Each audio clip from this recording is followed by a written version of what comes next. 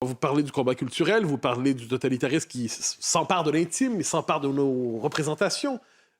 Êtes-vous inquiète de la percée, de la présence de plus en plus réelle de Sandrine Rousseau, par exemple? Est-ce que vous la prenez au sérieux ou est-ce que finalement vous la trouvez plutôt cocasse?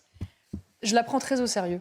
Je la prends très au sérieux parce que même si évidemment on en rit sur le moment et que on voit des polémiques dérisoires finalement autour de ses propos, on se rend compte que ces gens il y a 15 ans ou 20 ans n'existaient pas, puis petit à petit ils ont pénétré les sciences sociales dans les universités jusqu'à en devenir dominants, puis ensuite ils sont rentrés en politique dans des partis marginaux, ensuite ils ont monté dans les urnes et puis ils sont entrés dans des coalitions et demain ils seront probablement nos ministres. Voilà, donc je les prends très au sérieux et je vois le processus à l'œuvre et les délires idéologiques s'accélérer. Enfin, on en parlait tout à l'heure rapidement à la pause, mais vous savez, l'écriture inclusive qui fait beaucoup parler d'elle et qui, au départ, était simplement de dire on n'utilise plus il et elle parce qu'on ne veut plus avoir le genre masculin, le genre féminin. Ensuite, on a eu le yel pour avoir un genre neutre, mais yel, ça rappelle quand même il et elle, donc on fait ul et ol parce que voilà, mais ul et ol, c'est quand même la binarité, finalement, l'altérité duale, donc c'est insupportable, donc on va encore aller plus loin. Enfin, donc, faut pas imaginer que parce que les choses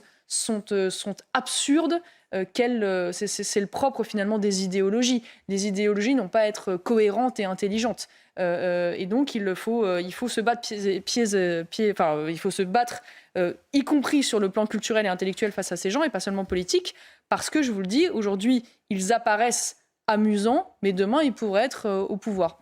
Il suffit de regarder ce qui se passe aux États-Unis ou même dans d'autres pays en Europe.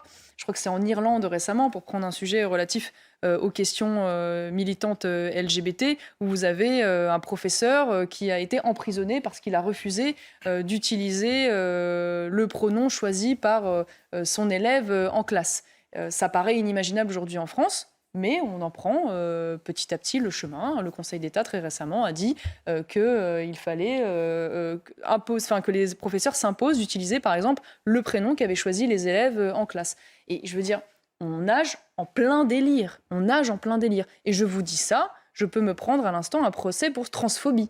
Donc non seulement on nage en plein délire, mais en plus tous ceux qui essayent de dire « Attendez, on nage en plein délire », peuvent finir demain en prison ou persécutés sur le plan social et politique. Donc oui, pour moi, ça prend quand même, voilà, avec un certain nombre de nuances, mais ça prend quand même les contours du totalitarisme.